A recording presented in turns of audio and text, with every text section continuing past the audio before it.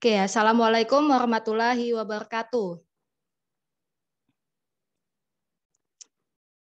Nah, untuk pembelajaran hari ini ya kita melaksanakan pembelajaran jarak jauh. Jadi kalian belajar dari rumah. Nah, untuk mata pelajaran geografi, media yang akan kita gunakan melalui Zoom, YouTube, maupun Google Classroom. Nah, untuk pembelajaran hari ini,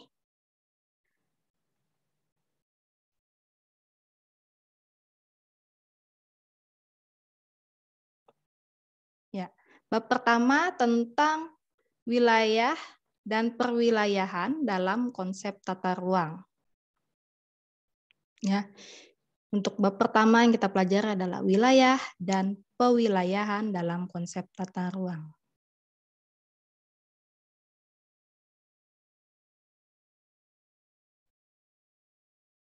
Nah,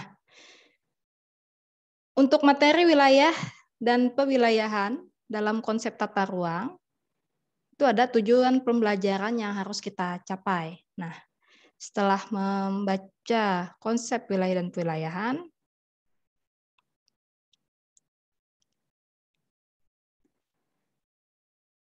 kalian diharapkan dapat mengetahui perbedaan konsep wilayah dan pewilayahan dengan tepat.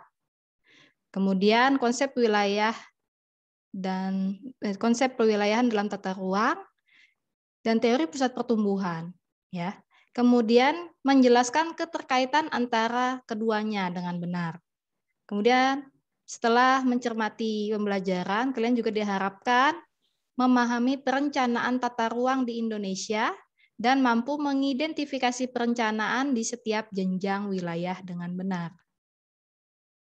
Kemudian menganalisis permasalahan tata ruang di Indonesia, sehingga kalian juga dapat mencari penyebab permasalahan tersebut dengan tepat.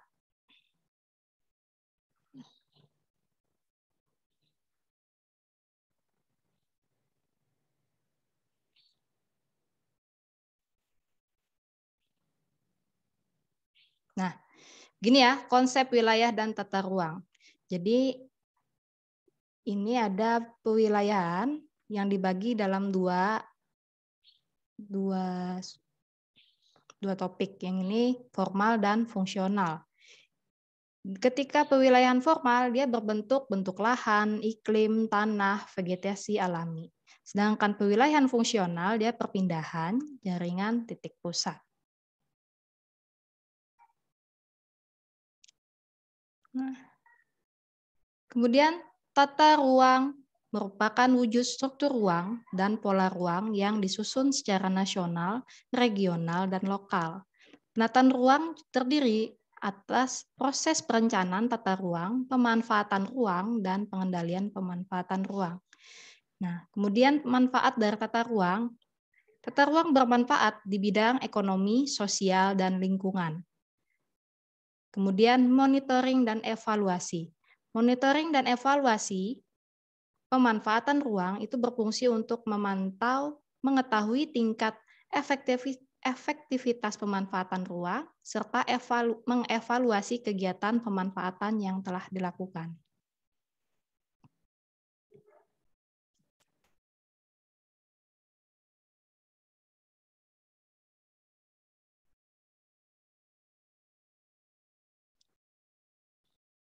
Nah, ini pembangunan wilayah dan pusat pertumbuhan ya. Jadi ada 3 aspek ya yang mempengaruhi pembangunan wilayah, yakni ada perubahan, potensi, dan tujuan.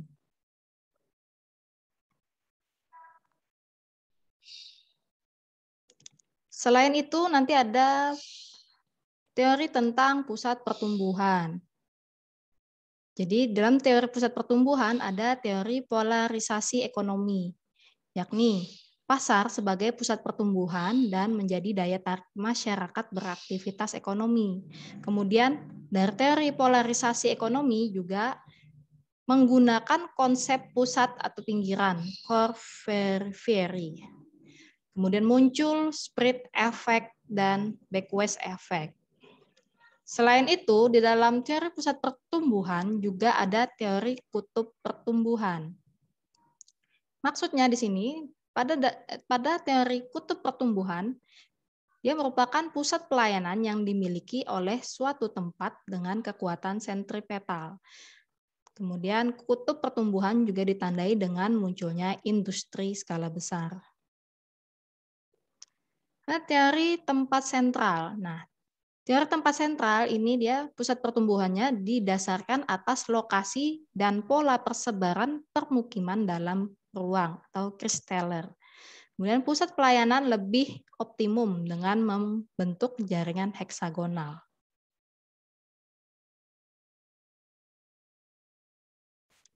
Kemudian faktor penentu pusat pertumbuhan. Jadi ada beberapa faktor yang mempengaruhi pusat pertumbuhan, diantaranya sumber daya alam, sumber daya manusia, topografi wilayah, dan fasilitas penunjang.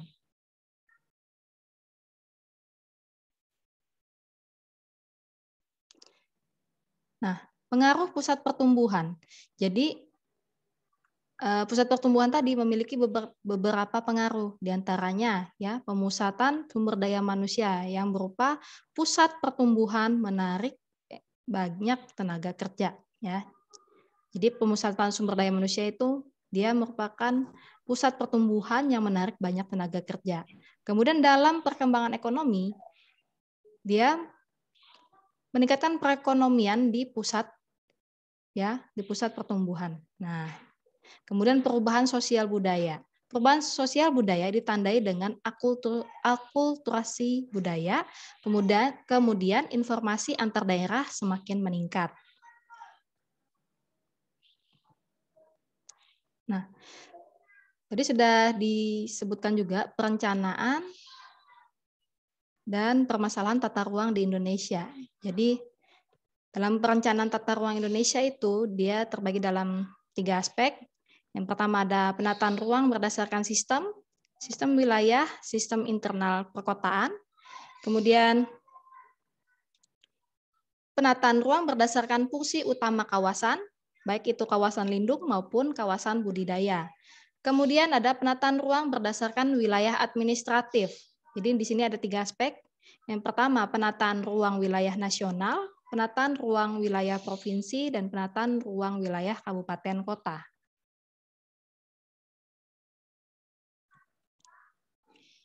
Permasalahan dalam penerapan tata ruang di Indonesia. Nah, ada berbagai macam permasalahan yang muncul dalam penetapan tata ruang di Indonesia. Di antaranya ada pemanfaatan dan pengendalian ruang yang belum efektif. Kemudian lembaga penyelenggara penataan ruang juga belum efektif. Selanjutnya, sistem informasi penunjang pembangunan juga belum optimum. Kesenjangan antar wilayah di Indonesia, serta potensi konflik pemanfaatan ruang.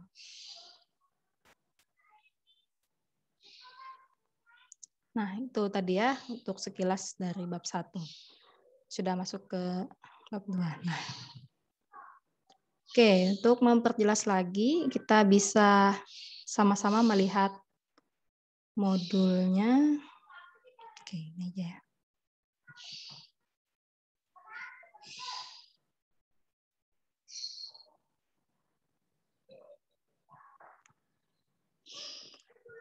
Nah, tadi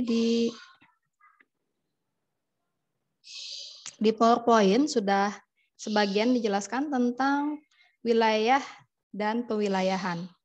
Jadi Ibu ulangi lagi bagi yang baru masuk.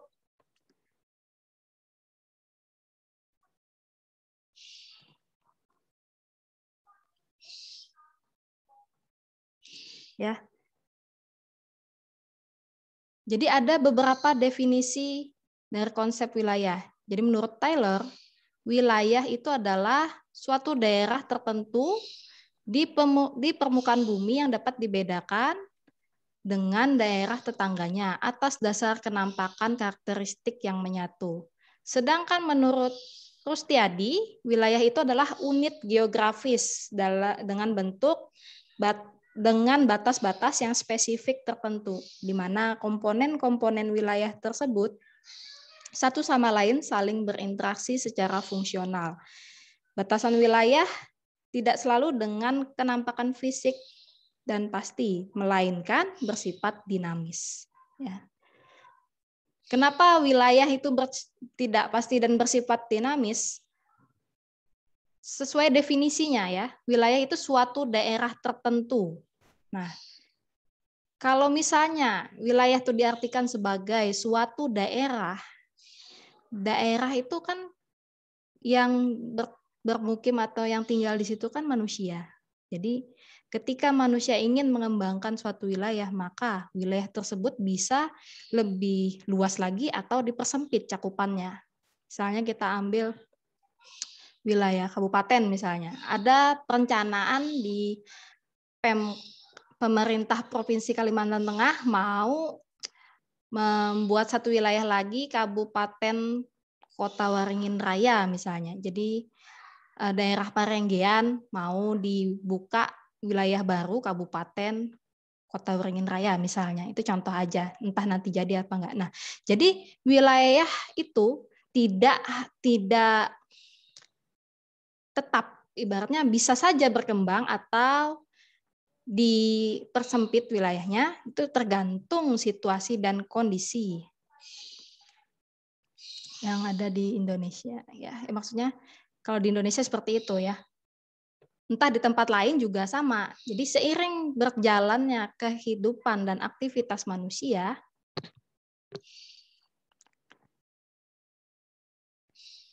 seiring berjalannya kegiatan dan aktivitas manusia, mereka merencanakan berbagai macam interaksi atau pengembangan bagaimana suatu wilayah itu dikembangkan atau dipersempit atau diperluas, itu tergantung dari manusia-manusia yang berada di dalam wilayah tersebut. Nah, itu contoh dalam kehidupan nyata yang ada di sekitar kita ya.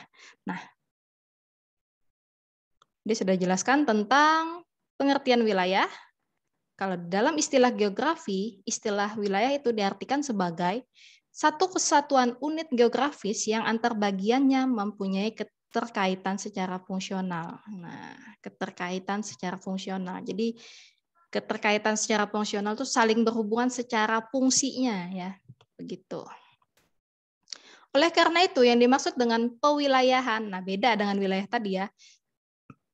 Untuk pewilayahan itu artinya penyusunan wilayah. Nah, adalah pendeliminasian unit geografis berdasarkan kedekatan, kemiripan, atau intensitas hubungan fungsional antara bagian yang satu dengan bagian yang lainnya. Sedangkan wilayah pengembangan adalah pewilayahan untuk tujuan pengembangan, pembangunan, atau development. Nah, seperti yang Ibu ulas singkat tadi ya, tentang misalnya ada rencana pemerintah mau memperluas atau membuat wilayah baru. Nah, itu termasuk dalam tujuan pengembangan atau pembangunan. Kemudian untuk tujuan pembangunan itu terdiri dari 5 kunci. Yakni ada pertumbuhan, penguatan keterkaitan, keberimbangan, kemandirian, dan keberlanjutan. Nah, seperti itu. Tadi siapa? Ardi, raise hand, ada apa?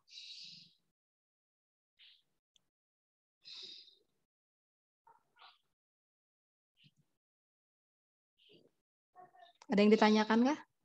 Atau lanjut aja ya? Lanjut ya, Bu. Lanjut aja, Bu.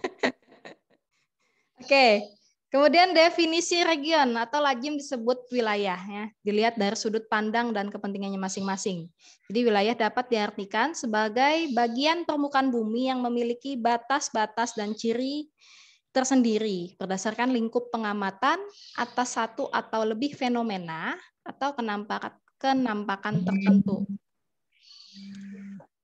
Jadi Masuk Koco pun menjelaskan pada tahun 1985 halaman 45 dia menjelaskan bahwa region dapat mempunyai bermacam-macam arti. Jadi region itu juga wilayah ya. Kata lain dari wilayah adalah region. Jadi dia menurut si Masuk Koco ini wilayah atau region, tolong dimatikan mic-nya. wilayah atau region itu bukan hanya suatu unit geografis, namun boleh jadi dia juga suatu unit penggunaan lahan. Unit pemukiman, unit produksi, unit perdagangan, unit transportasi, dan unit komunikasi. Nah, seperti itu. Jadi silahkan untuk lebih jelasnya dibaca sendiri untuk modulnya ya. Ini nanti penjelasannya lebih rinci di sini. Nah, ini salah satu konsep wilayah yang berubah-ubah dan mengalami perkembangan, muncul pengertian wilayah yang kadang-kadang berbeda sebagai akibat dari proses klasifikasi yang berbeda pula. Ya, di sini ada wilayah perkebunan sebagai wilayah homogen. Nah, ini salah satu pengembangan dari wilayah tadi ya.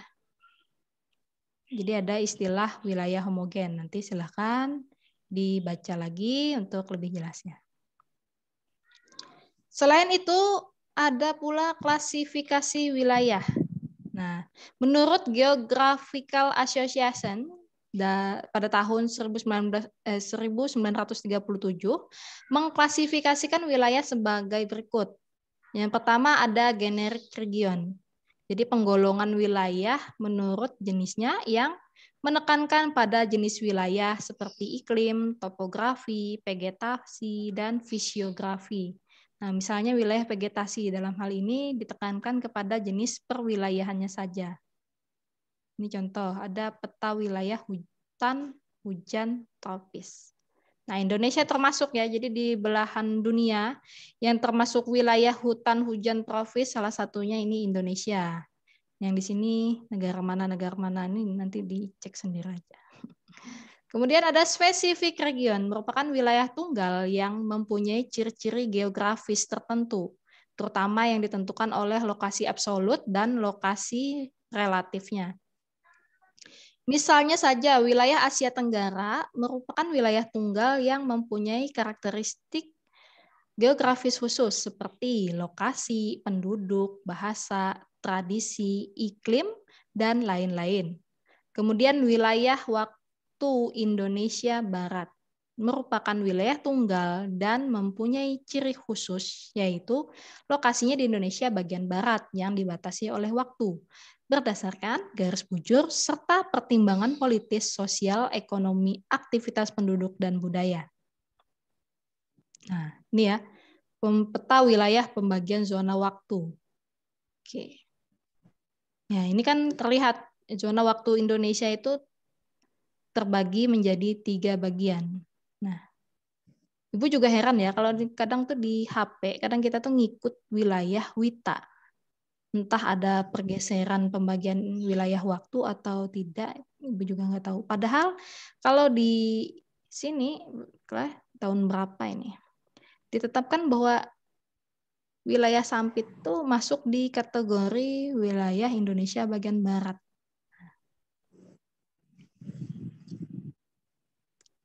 Oke, ini nanti ya kita lihat lagi untuk pembagian waktunya. Oke, lanjut untuk penjelasannya.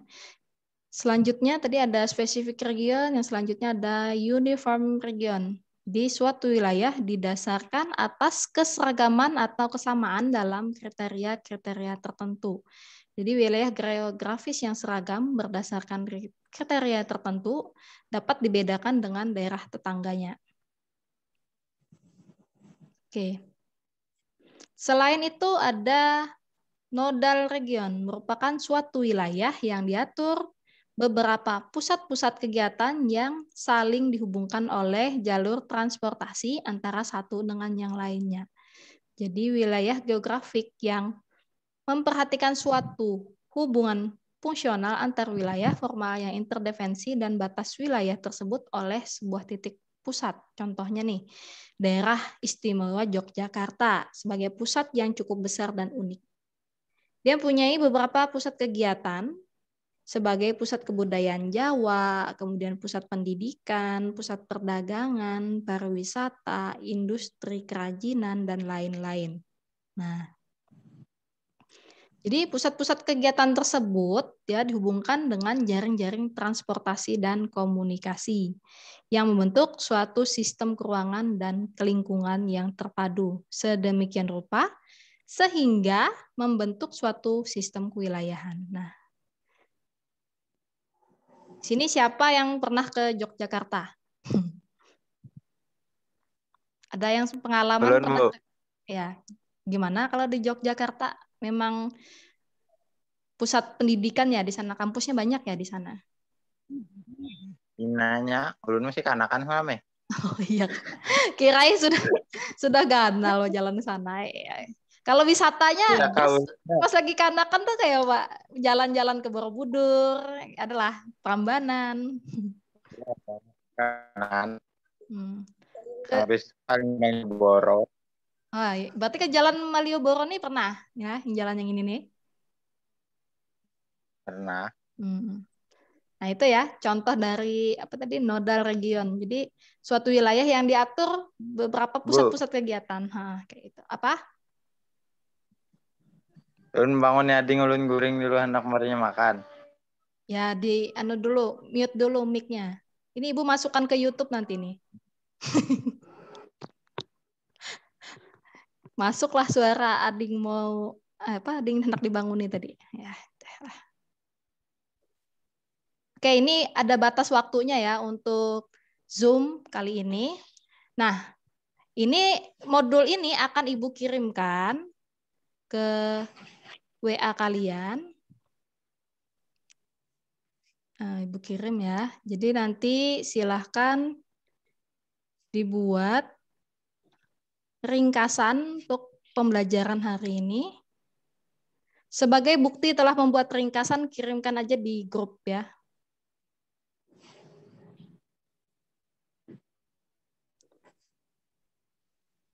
Kapan terakhir ngumpul, Bu? Sebelum Sabtu minggu depan.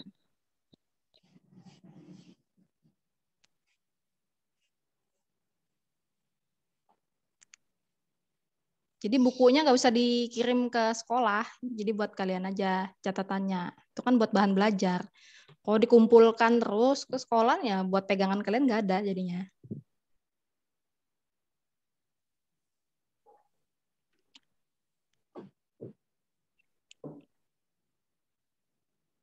Oke, absensi ya, kita absen dulu.